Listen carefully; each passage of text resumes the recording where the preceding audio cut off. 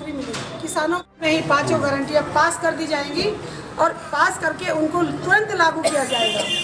हमारे नेता राहुल गांधी जी जब ये भारत जोड़ो न्याय यात्रा निकली, उसके बाद भारत जोड़ो न्याय यात्रा शुरू की। उन्होंने ये जब न्याय यात्रा शुरू की, उन्होंने उसी टाइम ठान लिया था कि महिलाओं के लिए, युवाओं के लिए, किसानों के लिए, सबके लिए गारंटियां हमने लानी है और इस बार रखनी है और सुनिश्चित करनी है जिन उन गारंटियों पे पक्की गारंटी दे। लेकिन मैम मोदी जी की भी तो गारंटी चली है देश के अंदर। मोदी जी की गारंटी तो पहले भी थी, 15-15 लाख का भी वादा किया था मोदी जी ने।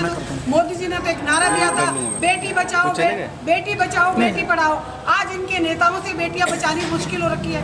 स्मृति ईरानी जब पहले कहती थी मेरे सैया तो बहुत ही कमावत है, महंगाई डायन खाई जाती, उस टाइम डायन थी महंगाई। आज क्या विकास है?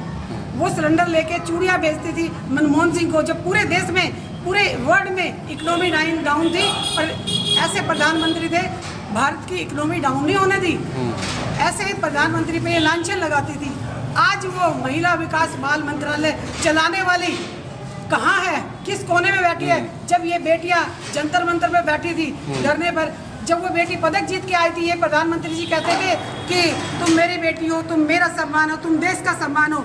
जब उनको जिस दिन संसद भवन का उद्घाटन हुआ, उसी दिन उनको घसीट के इतना अपमानित करके वहाँ से खींच के बाहर फेंका जाता है। तो कहाँ है ये महिलाओं के लिए, कहाँ है बेटियों के लिए, कहाँ है? ये कहीं नहीं है, सब इनके झूठे वायदे, कुछ नहीं है। लेकिन मैम 400 पार की बात कर रहे हैं, किस विश्वास पे कर रहे हैं? अगर वो 400 पार की बात कर रहे हैं तो उनको डर नहीं है, नहीं होना चाहिए ना।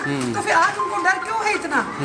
वो कांग्रेस पार्टी के खातों को सीज कर रहे हैं, फ्रीज कर रहे हैं। कभी लोग वो यहाँ केजरीवाल दिल्ली में उनको बंद करे, राहुल गांधी में ईडी बिठाते हैं, ईडी सीबीआई पीछे लगा देते हैं।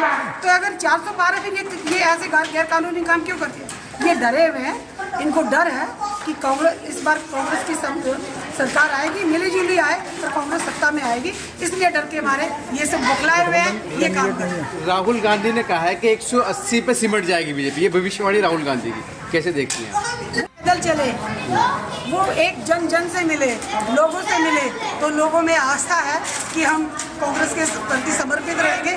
तो उनको उम्मीद है, हमें भी पूरी उम्मीद है कि कांग्रेस सत्ता में आएगी। जो गारंटियाँ दी है, 5 गारंटियाँ, वो लागू होगी, सुनिश्चित की जाएगी और लागू होगी। इन्हीं शब्दों के साथ धन्यवाद। जय हिंद, जय कांग्रेस, जय महिला कांग्रेस। लेकिन मैडम अभी नॉर्थ ईस्ट में कैंडिडेट नहीं है, अभी बता रहे हैं, अभी दिल्ली में कैंडिडेट लिए नहीं है ना।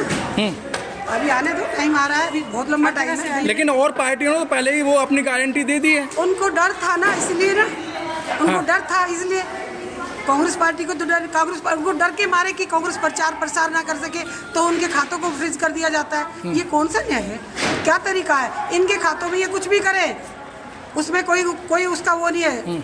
और मैं आपके चैनल के माध्यम से एक बात पूछना चाहती हूँ मोदी जी, जब वो लोग कांग्रेस पार्टी में, अदर किसी भी पार्टी में होते हैं, तो उनके पास वो करप्ट होते हैं, उनके ऊपर सीबीआई होती है, उनके पास ईडी लग जाती है। और जब वो बीजेपी ज्वाइन कर लेते हैं तो उनके पास वो पाकदार कौन सी वॉशिंग मशीन है मोदी जी के पास?